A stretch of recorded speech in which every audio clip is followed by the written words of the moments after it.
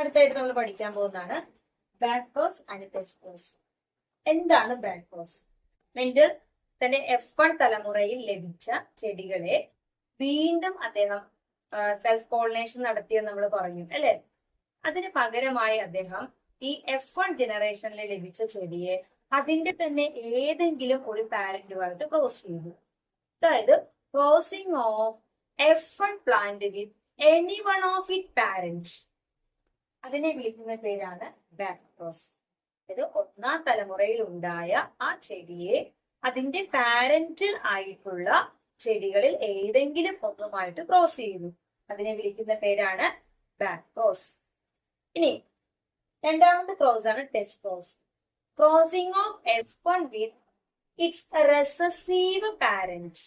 അതായത് ഇവിടെ ഒന്നാം തലമുറയിലുള്ള ചെടിയെ അതിന്റെ റെസസീവ് പാരന്റുമായിട്ടാണ് ക്രോസ് ചെയ്യുന്നതെങ്കിൽ അതിനെ ടെസ്റ്റ് ക്രോസ് എന്ന് വിളിക്കാം.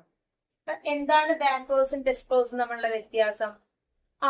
ബാക്ടോസ് എന്ന് പറഞ്ഞാൽ F1നെ അതിന്റെ ഏതെങ്കിലും ഒരു പാരന്റുമായിട്ട് ക്രോസ് ചെയ്യുന്നത്. അതൊരു ഡോമിനന്റ് ആകാം, ഒരു റെസസീവ് ആകാം. എന്നാൽ ടെസ്റ്റ് ക്രോസ് എന്ന് പറഞ്ഞാൽ F1നെ അതിന്റെ റെസസീവ് പാരന്റുമായിട്ട് എക്സ്പ്രസ് ചെയ്യുന്നത്. നമ്മൾ പറഞ്ഞു എന്താണ് ഡോമിനന്റ് എന്നും റെസസീവ് എന്നും. നമുക്ക് ഒന്ന് എഴുതി നോക്കാം. Crossing of F1 with any one of its parent, അത് ഒരു ഡോമിനന്റിന്റെ ആയിട്ടാകാം, അല്ലെങ്കിലോ ഒരു റെസസീവ് ആയിട്ടുള്ള പാരന്റുമായിട്ടാകാം.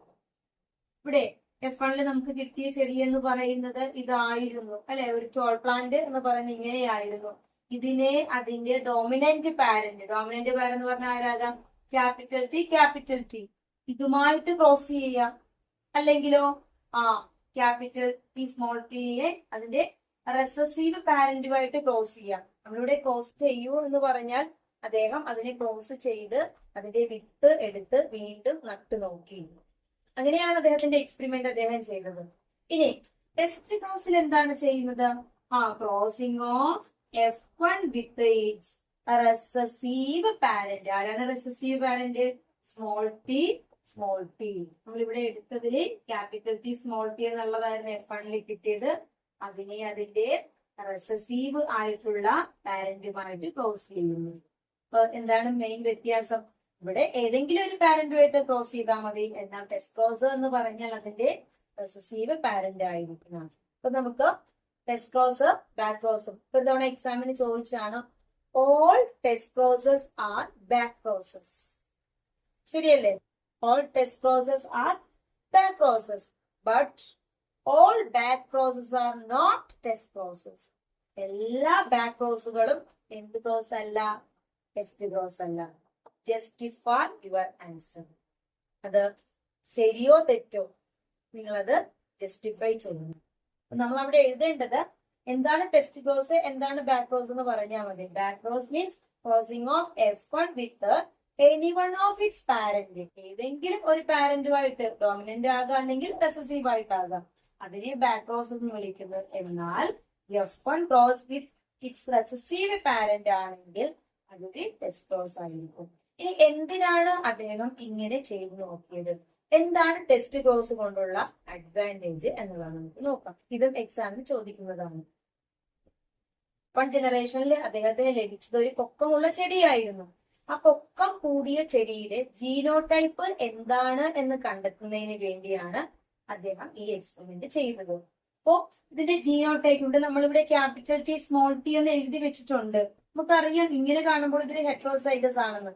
പക്ഷെ ഒരു ചെടി വളർന്നു വരുമ്പോൾ അത് പൊക്കമുള്ളതാണ്. പക്ഷെ അതിന്റെ ജീന് ഏതിൽ നിന്ന് ലഭിച്ചതാണെന്ന് അദ്ദേഹത്തിന് കണ്ടെത്താൻ സാധിക്കുന്നുണ്ടായിരുന്നില്ല.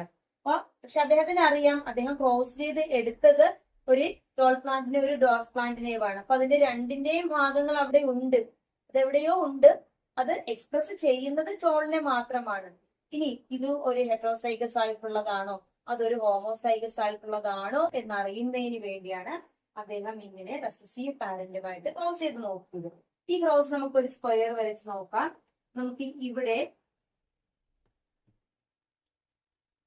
ക്യാപിറ്റൽ ടി ഇതിൽ നിന്നുള്ള ഫാക്ടേഴ്സുകൾ എഴുതാം. സ്മോൾ ടി നമ്മൾ ഇവിടെ എഴുതുന്നു. അതുപോലെ തന്നെ ഇതിൽ നിന്നുള്ള റെസസീവ് ഫാക്ടർ നമുക്ക് ഇവിടെ എഴുതാം. എന്നിട്ട് ഇവരുടെ കോമ്പിനേഷൻ എടുക്കാം. ക്യാപിറ്റൽ ടി സ്മോൾ ടി, ഇവിടെയോ small T small T, capital T small T, ഇവിടെയോ സ്മോൾ ടി സ്മോൾ ടി. അതായത് ഇതൊരു ടോൾ പ്ലാന്റ് ആണ്, ഇതൊരു ഡോർഫ് പ്ലാന്റ് ആണ്, ഇതൊരു ടോൾ പ്ലാന്റ് ആണ്, ഇതൊരു ഡോർഫ് പ്ലാന്റ് ആണ് അല്ലെ. അദ്ദേഹത്തിന് കിട്ടിയ റിസൾട്ട് ഇങ്ങനെയായിരുന്നു. 2 ടോൾ പ്ലാന്റും 2 ഡ്വാർഫ് പ്ലാന്റും കിട്ടി. അതായത് അതിനർത്ഥം അതിന്റെ റേഷ്യോ 1:1. 2 തരത്തിലുള്ള ചെടികളെയും പ്രൊഡ്യൂസ് ചെയ്യാൻ പറ്റുന്നു. അദ്ദേഹം വളർത്തി നോക്കിയ 1ാം തലമുറയെ അതിന്റെ റെസസീവ് പാരന്റുമായിട്ട് ക്രോസ് ചെയ്തു. അതിന്റെ വിത്തെടുത്ത് അദ്ദേഹം നട്ടു വളർത്തി. അപ്പൊ നോക്കിയപ്പോൾ അദ്ദേഹത്തിന് കിട്ടിയത് 2 ടോൾ പ്ലാന്റ് കിട്ടുന്നുണ്ട് എങ്കിൽ അതുപോലെ 2 ഡ്വാർഫ് പ്ലാന്റും കിട്ടുന്നുണ്ട്. അത് ഈക്വൽ എമൗണ്ട് ഓഫ് ടോളും ഡ്വാർഫും കിട്ടി. അതിനർത്ഥം ആ ഉണ്ടായ 1ാം തലമുറയിലെ ചെടി എന്ന് പറയുന്നത് ഒരു ഹെറ്ററോസൈഗസിലായിരിക്കാം. 2 ടൈപ്പ് അല്ലീലിനെയും ക്യാരി ചെയ്യുന്നുണ്ടാകാം. അതുകൊണ്ടാണ് അതിനെ F2-ല് 2 തരത്തിലുള്ളതിനെ പ്രൊഡ്യൂസ് ചെയ്യാൻ പറ്റുന്നത് അല്ലെ. ഒരു ഹെറ്ററോസൈഗസ് ആയിട്ടുള്ള ഒരു അല്ലീലിന് മാത്രമേ 2 തരത്തിലുള്ളതിനെ പ്രൊഡ്യൂസ് ചെയ്യാൻ പറ്റുന്നുള്ളൂ. അപ്പൊ ഇത് അദ്ദേഹത്തിന് കണ്ടെത്താൻ സാധിച്ചു.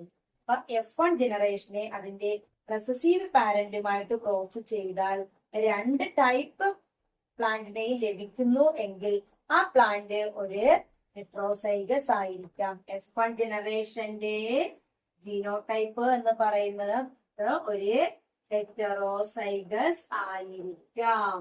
അതുകൊണ്ടാണ് if it is heterozygous it can produce 2 types of plant. ഇനി ഇത് ഒരു ഹോമോസൈഗസ് ചെടി ആയിരുന്നു എങ്കിൽ, അതായത് ട്രൂ ബ്രീഡിംഗ് ആയിട്ടുള്ള ഒരു ക്യാപിറ്റൽ ടി ആയിട്ടുള്ള ഒരു ചെടിയാണ് എങ്കിൽ ഇത് എങ്ങനെയുള്ളതിനേക്ക് പ്രൊഡ്യൂസ് ചെയ്യും അത് നമുക്ക് നോക്കാം അല്ലെ. അദ്ദേഹത്തിന് വളർന്നു വന്ന ചെടി ഒരു പൊക്കമുള്ളതായിരുന്നു.